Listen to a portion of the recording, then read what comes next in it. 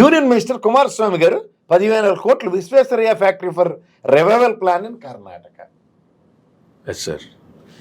ఇదే 15,000 కోట్లు రివైవల్ ప్లాన్కి ఇస్తారు. ఇదే 15,000 కోట్లు మనకు వరల్డ్ బ్యాంక్ నుంచి సహాయం అందిస్తారు ఏంటి అమరావతిని ఎత్తికేయడానికి.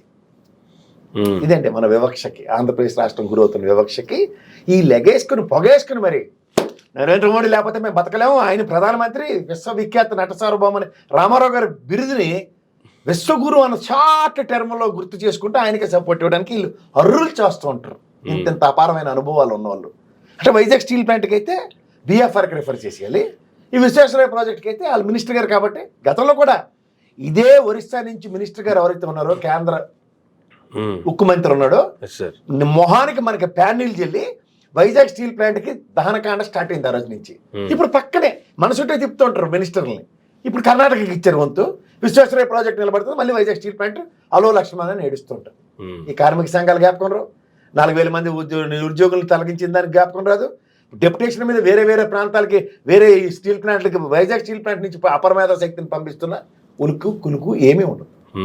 చేత ఇలాంటివన్నీ చూసిన తర్వాత కూడా మనం ఎవరి గురించి ఏం మాడుతున్నామో ఏం చేస్తున్నాం అన్నది ఒక్కసారి చూసుకోమనండి.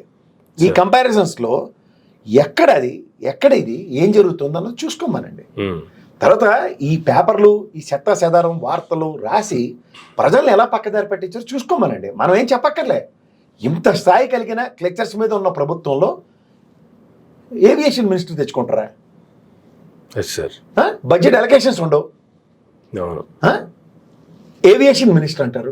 అప్పులు ఇస్తుంటేట గ్రాంట్లు ఎంత ఇందాక చదివాను కదా సార్, 33,000 కోట్ల పైసలకి ఏం చేస్తే 9,000 ఇస్తే గ్రాంట్ రూపాయలు ఇవ్వడానికి కూడా అలాగే దమ్ము తేరి లేకపోతే మరి దేనికి ఎన్డీఏ కూటమిలో పురంధేశ్వరం గారిని గెలిపించుకోవడానిక చుట్టరికాలు చూసుకునే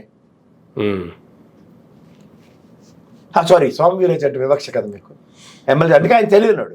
ఎమ్మెల్సీ ప్రమాణ స్వీకారం రోజు ఒక్కరోజే పొగిడాడు, తర్వాత నుంచి ఇంకెప్పుడు చంద్రబాబు పేరెత్తి నువ్వు పాపాలు పోలే.